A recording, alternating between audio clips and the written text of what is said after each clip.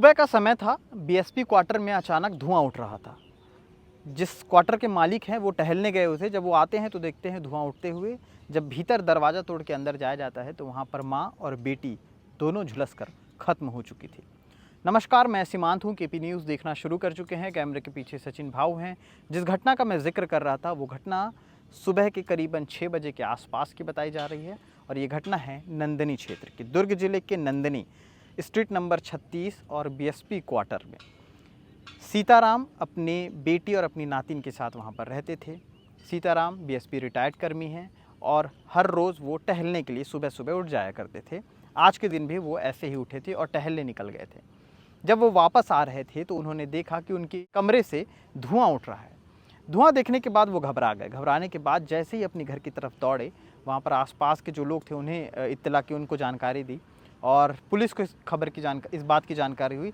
सब पहुंचने के बाद जब दरवाज़ा तोड़ा गया तो भीतर एक 7 साल की लड़की और एक 36 साल की महिला अंदर पूरी तरह से ख़त्म हो चुके थे। सीताराम की बेटी जागेश्वरी साहू, उम्र 36 साल, और सीताराम की नातिन 7 साल की, नाम दिव्यांशी। दोनों को इस स्थिति में देख करके सीताराम काफ़ी ज़्यादा घबरा गया और उसके बाद जांच पड़ताल के लिए वहां पर एफएसएल और पुलिस की टीम आती है। तमाम सारी चीज़ों पे खोजबीन की जाती है, जांच पड़ताल की जाती है। तो ये पता चलता है कि जागेश्वरी साहू अपनी बेटी के साथ पिछले 5 साल से अपने पिता के पास ही रह रही थी। कारण ये था कि जागेश्वरी साहू के पति के साथ उनका तलाक का कुछ मामला चल रहा था, जिस वजह से वो अपने पिता के घर पर ही रहती थी। अब इस घटना को लेकर के काफ़ी ज़्यादा आसपास का जो माहौल था वो गमगीन था, लोग डरे हुए भी थे। जिस तरह से बताया गया कि जब सीताराम से पूछा गया तो उन्होंने बताया कि जब वो निकले थे तो सुबह बेटी जो है वो उठ गई थी और जो दिनचर्या होती है, खाने पीने की तैयारियां होती है, उसमें जुटी हुई थी। इसी पूरे तारतम्य में एडिशनल एसपी पद्मश्री तंवर का ये कहना है कि कहीं ये भी देखा जा रहा है कि हो सकता है उनकी बेटी इन सारे चीज़ों से गुजर रही थी, इसलिए वो मानसिक कहीं ना कहीं वो पीड़ित थी। इसी के साथ साथ इस पूरी घटना को उन्होंने एक प्रश्नात्मक चिन्ह भी लगाया है और वो है खुद को ख़त्म करने का। ये भी एक तरह का माना जा रहा है। हालांकि पूरी तरह से अभी जांच पे चीज़ें टिकी हुई है। जांच के बाद क्या कुछ निकल के आता है उसका भी अपडेट आप तक पहुंचाएंगे। फिलहाल इस पूरे मामले को लेकर के एडिशनल एसपी ने क्या कहा, सुनिए।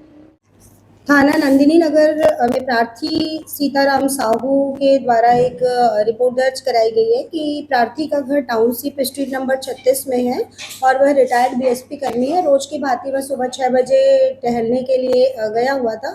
तब इसकी बेटी घर में नाश्ता बना रही थी और इसकी जो 7 वर्षीय नातिन थी वो अपनी माँ के साथ में वही थी। जो मृतिका है जागेश्वरी साहू, उसका अपने पति से 5 वर्ष पूर्व से ये पृथक रह रही थी और तलाक का केस चल रहा था। जब प्रार्थी घर लौटा तो उसे घर में धुआं दिखा और अंदर दरवाजा बंद था।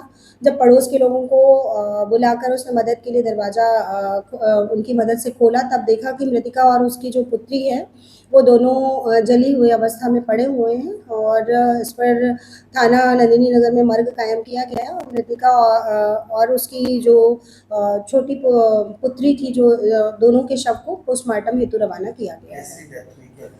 प्रथम दृष्टया जो साक्ष्य मिले हैं उसके आधार पर आत्महत्या का मामला प्रदर्शित हो रहा है, परंतु स्पष्ट कारणों की जांच मर्ग जांच के पश्चात ही हो पाएगी। सुबह 6 बजे नंदिनी में जो घटना घटी उसका पूरा ब्यौरा हमने सुनाया। आगे क्या कुछ रिपोर्ट रहेगी, एफएसएल टीम के द्वारा क्या कुछ निकल के आता है, वो भी हम आप तक पहुंचाएंगे।